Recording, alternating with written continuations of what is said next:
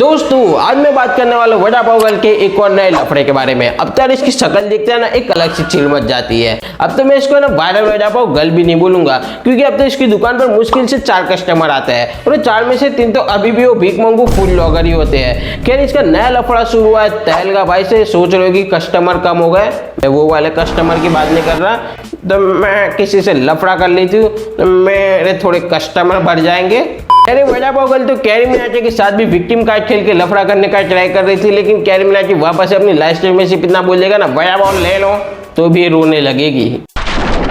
मैं वहाँ कपड़े भी बहुत सोच समझ के पहनती थी, क्योंकि मेरे फैमिली बैठी है, मेरे ससुर जी बैठे, मेरे चाचा ससुर बैठे एक ड्रेस पे, तो सनाने का पहन ले यार। मैंने कहा नहीं यार, बाहर कोई देखेगा ना तो वो मेरी मर्यादा है यार। एक तो इसके सास ससुर वाली रील देख के ना मेरा दिमाग खराब हो गया है। पहले तो बकचोदी करेगी, दुनिया भर का ज्ञान फैलेगी, फिर दूसरे दिन पार्टी में जाएगी, फिर पीठ पे पीछे टैटू बनवाएगी।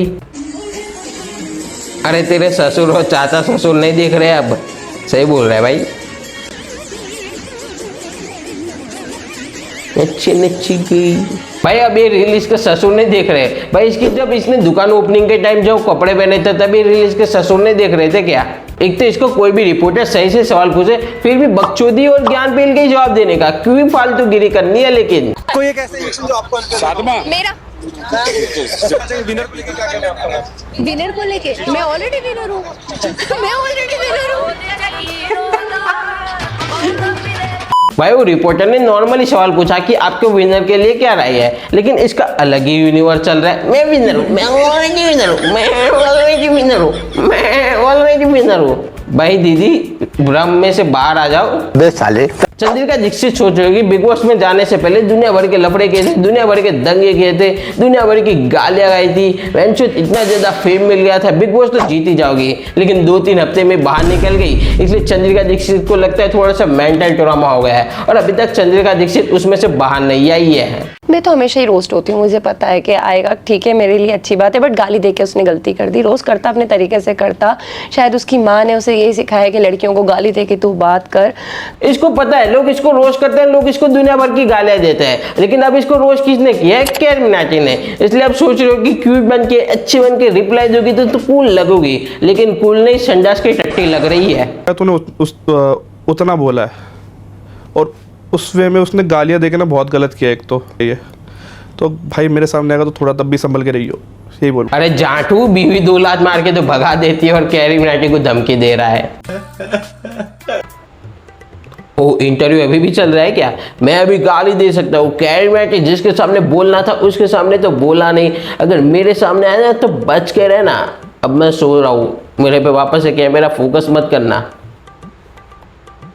आधे इंटरव्यू में तो काला चश्मा पहनकर सो रहा है जिससे किसी को पता ना चले, और जब बोलने की बात आई तो उसमें भी हक दिया। ये भी ऑनलाइन गुंडों की तरह धमकी देने का ट्राई कर रहा है और ऑनलाइन गुंडा बनकर कुल बनने का ट्राई कर रहा है, लेकिन ये भी बीवी की तरह गटर का नाला ही लग रहा है।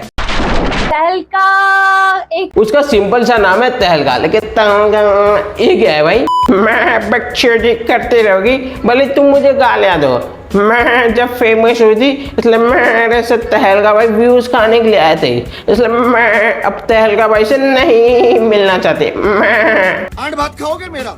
वो क्यों लोगों को पैसे बांटता रहता है, मुझे नहीं समझ में आता।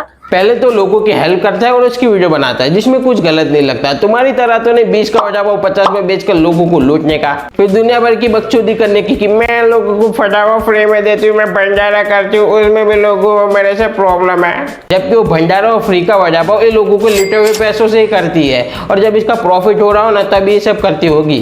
तब मेरे पास आया एक थी यार लड़की बहुत फेमस हो रही है, जाए इसके पास वीडियो बना के आ जा, अपन भी फेमस हो जाएंगे। जब ये वड़ा पाव गर्ल के पहले लड़ाई लफड़े चल रहे थे तब इसको कोई खास नहीं जानता था। तो तहलका ऑलरेडी बिग बॉस से बाहर निकल के आया था, तब तहलका ऑलरेडी फेमस था, तब तहलका के पास ऑलरेडी ज्यादा फॉलोअर्स थे, तब तहलका को ऑलरेडी ज्यादा व्यूज आते ही थे।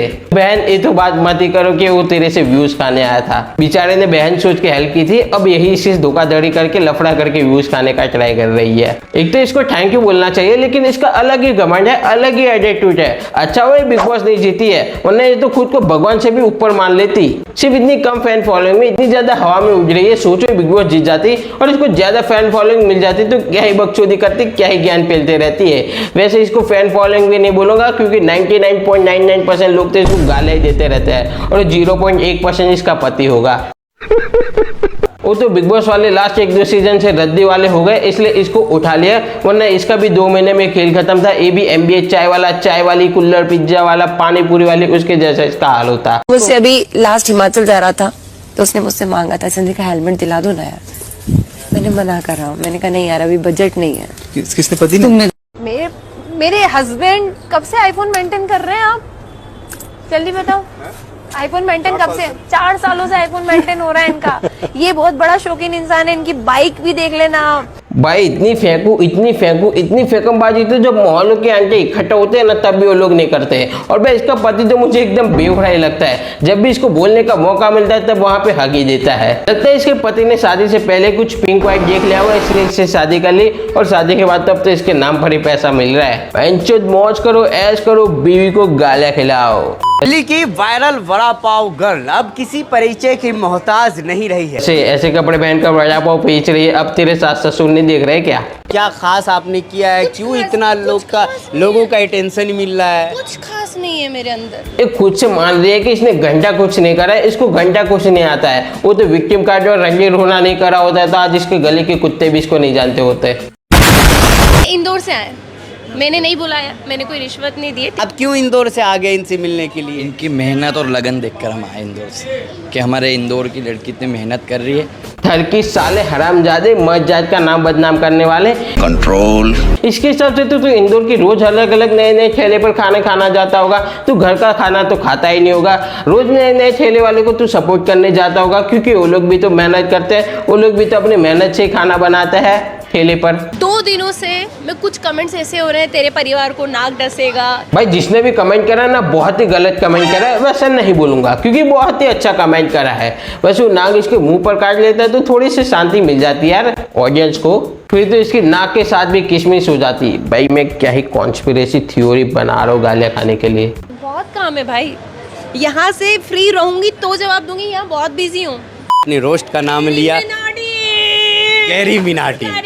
खुश कैसे हो रही है कि फाइनली अब तो विक्टिम गाइड खेलने का टॉपिक आ गया, अब तो बकचोदी करने का टॉपिक आ गया, अब तो इसकी रील होने की रील है और लोग मुझे और भी ज्यादा गालियां देंगे। दुकान पर नए नए कस्टमर आएंगे और नए नए फूड ब्लॉगर आएंगे जो बहुत ही ज्यादा गालियां खाएंगे और नए नए इंटरव्यू लेने वाले भी आएंगे। वो फाइनली मेरा एक वड़ा पाव तो खा के जाएंगे। क्या तो लेवल है भाई बंदे का। Thank you so much carry sir, आपने मुझे रोस्ट किया। मैंने बोला ना इसका विक्टिम कार्ड चालू। अभी जस्ट कुछ मिनट पहले धमकी और गुंडागिरी चल रही थी और अब डायरेक्टली कैरी सर। एक फीमेल को गाली देना मतलब थोड़ा सा अलग हो जाता है, पर कोई बात नहीं, जल्दी मिल। फीमेल क्या फीमेल, अगर कैरी मिनाटी जेंडर नहीं देखता ना तो इसको और भी ज्यादा गालियां दे सकता था। और कैरी मिनाटी ने इसको जितनी गालियां नहीं दी ना उससे ज्यादा तो एक कैरी मिनाटी के नाम पर रो रो कर भीख मांग रही है। सेकंड आप आओगे? आओ ना यार, आओ 1 सेकंड आओ। कैमरा बिल्कुल बिल्कुल। अच्छा मैम 1 सेकंड चला। बात करें तहलका वर्सेस वड़ा पाव गर्ल की, तो ये वड़ा पाव वाले ने किसी इंटरव्यू में बोल दिया था कि मैं तहलका भाई से नहीं मिलना चाहती क्योंकि तहलका भाई मेरे से व्यूज खाने आए थे, जबकि बाकी फूड ब्लॉगर तो इसका वड़ा पाव खाने के लिए आए थे। तहलका भाई भी रिप्लाई दे रहा है, फिर उसकी पत्नी भी लाइव आकर रिप्लाई दे रही है। उसकी पत्नी भी वड़ा पाव वाले को ट्रोल पर ट्रोल करे जा रही है। एक लेडी आई थी बिग बॉस OTT 3 में, फर्स्ट नंबर पे एंट्री मारी थी मैं वो कह रही है आजकल मैं तहलका से नहीं मिलना चाहती। मैं अब तो ये चीज फिक्स हो गई कि ऑनलाइन लफड़ा हो रहा है, देन इंस्टाग्राम पर लाओ एक दूसरे को गालियां दो जब तक बैटिंग ऐप वाले का प्रमोशन नहीं मिल रहा, फिर उसके बाद सुलह कर दो एंड खेल खत्म। ऑनलाइन डिपाव गर्ल तो इसमें एक्सपर्ट ही है गाइस। वैसे तो इसकी और भी बहुत सारी बकचोदी वाली रीलें मेरे पास सेव थी, लेकिन इसके वो रीलें दिखाकर और सुनाकर मैं तुम्हारे आंखें और कानों में से खून नहीं निकालना चाहता, इसलिए मैंने भलाई का काम किया है। तो तुम लोगों को मेरे को अब सब्सक्राइब तो करना ही पड़ेगा। प्लीज यार मैंने ये काम अच्छा किया है तो प्लीज चैनल को सब्सक्राइब करो एंड उस बेल आइकन को भी ऑल पर सिलेक्ट कर दो एंड प्लीज यार वीडियो को लाइक भी कर देना। हमारे 1K सब्सक्राइबर होने वाले, तो जल्दी से सब्सक्राइब करो। मिलता हूँ नेक्स्ट वीडियो में।